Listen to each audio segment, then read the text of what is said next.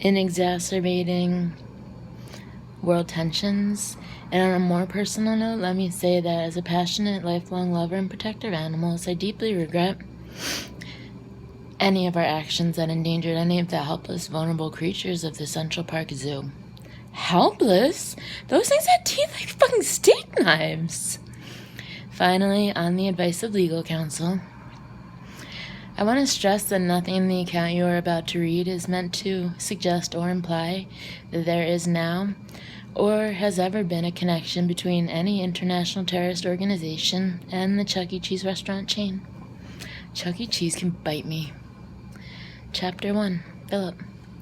What a wonderful day. One of those magical Sundays that punctuate the end of a great week with a huge exclamation point. My name is Phil Horkman, and I own a pet shop called The Wine Shop. A modest store I opened 15 years ago with money my in-laws, Lillian and Gerald Wine, loaned me on the condition that I named the place after them. But won't that be confusing? I asked at the time. Customers will think I sell liquor. Then sell liquor, they said, but I want to sell pets. Then borrow money from people named Pets. Hungry to strike out on my own and desperate for funds, I acceded and opened the wine shop in a mini mall a stone's throw from the George Washington Bridge. Things were slow at first, painfully slow.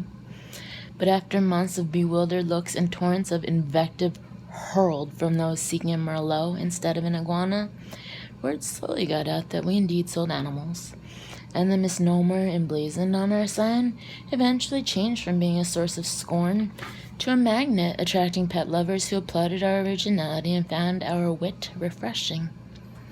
7 days a week I worked in that store, and it is no exaggeration when I say that I loved every minute of it. Not only because it was so darn rewarding to see the glee on the faces of children whose folks treated them to a dog, a cat, a bird, or colorful fish, but it had also allowed me to provide my family with a comfortable home and a middle-class lifestyle in suburban New Jersey.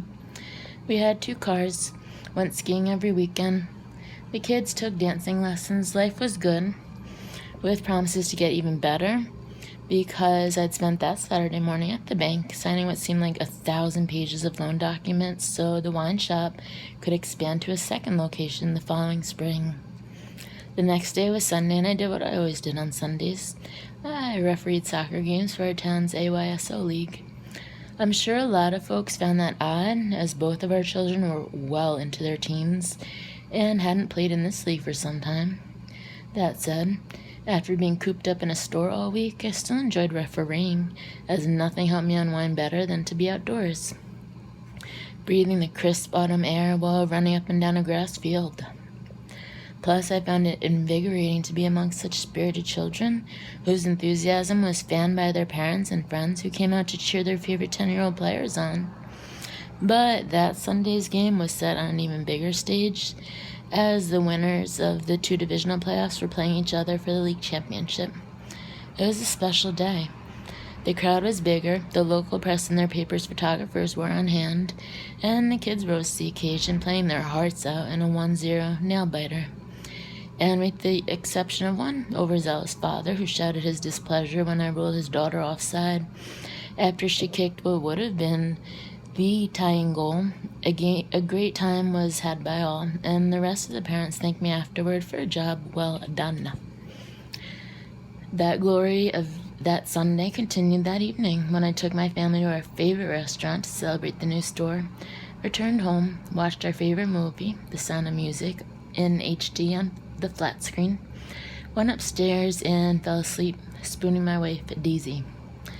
I'm not a religious man, yet I've always considered myself blessed, and though life presents us with challenges that test our resolve along the way, it's a positive attitude that's granted me the strength to handle any situation adeptly, cope with it, and move forward. I've always been the kind of person who, when given the chance, chooses to err on the side of being grateful. Chapter 2. Jeffrey. I'll be honest, I wanted to kill the asshole. That was the first thing I said to my wife Donna after I temporarily stopped yelling at the asshole for calling offside on Taylor when there was no way it was offside. "I want to kill that asshole," were my exact words. "Jeffrey," she said, looking around at the other parents who were making a point of not looking at me. "Language." "Right, sorry," I said. "I want to kill that fucking asshole." Now, some of the parents were actively edging away from me, but I'm sorry. My daughter kicks the tying goal in the league championship, and this asshole calls offside when it clearly was not, and I'm supposed to not notice. It happens to be my job to notice things. It's my profession. I'm a forensic plumber. And before you laugh, you might be interested to know that forensic plumbing is a growing high-demand field with its own national association, which I happen to be on the board of directors of. You might also be interested to know that a top forensic plumber can command $300 per hour, plus expenses, and that the expert testimony of forensic plumbers has proven to be crucial in several high-profile court cases, including one in which a man was found guilty of murdering his wife by holding her face down in their master bedroom toilet.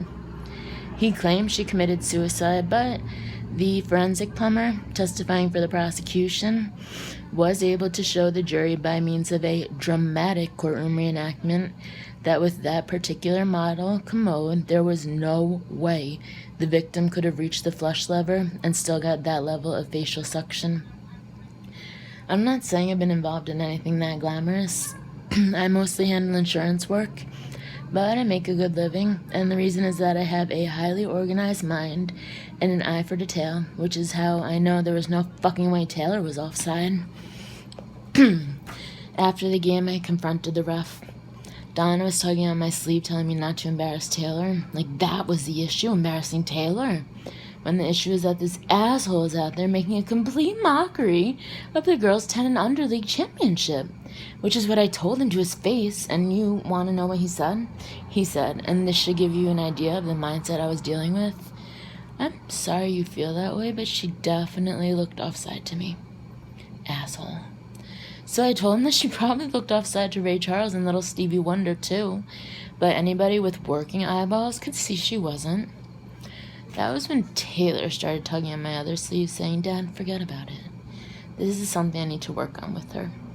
As a player, she has all the physical tools, but she doesn't have the fire, the fight you want to see. If she doesn't turn that around, she's going to get killed. When she moves up to the 12 and under division, those girls will rip your throat out." So anyway, we left. The last thing I saw was the asshole ref talking to some parents, and they were smiling. Parents from our side, I'm talking about, smiling. You wonder what has happened to this nation. As you can imagine, I was in a pretty bad mood when we got home, so I ate some lasagna in the media room and watched Silence of the Lambs, and I felt a little better.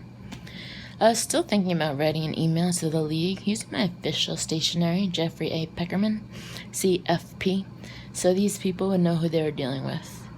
The only thing I was second-guessing myself about was that I mentioned both Ray Charles and Stevie Wonder. It wasn't racist, I was just going for blind guys, and in the heat of the moment, no white blind guys came to mind. There don't seem to be that many famous ones. In a way, you could argue that what I said was actually kind of a tribute to African Americans, but you just know that asshole ref would be the kind to twist things around. So I finally decided, reluctantly, that I wasn't going to pursue the matter any further. And I probably wouldn't have, except for Oprah. She has this thing where she announces that everybody should read a certain book, and her zombie army of women followers go out and buy millions of copies of it. One of them is my wife, who belongs to a group of Oprah women who all buy the book and then meet in somebody's house to drink wine and discuss it, although mostly they drink wine because they haven't read the actual book. So anyway, the next day I was driving home, coming from an inspection of an 18-unit apartment building, whose landlord had hired me to find out which of his tenants was flushing metal balls down the toilet that were totally screwing up the plumbing. So far I had determined that the balls were from a game called pétanque, which was invented by the French, so my next step in the investigation was to find out if any of the tenants were either French or known to exhibit French behavior, such as scarves. But the point is, I was driving home by an unusual route that took me near the George Washington Bridge, and Donna called myself to tell me the Oprah Zombie group was meeting at our house that night, and could I stop and pick up some wine. I was just telling her I was in an unfamiliar area and didn't know where a liquor store was when I happened to glance to my right and see a strip mall with a sign listing the stores, including one called The Wine Shop. So I put on my blinker and turned in.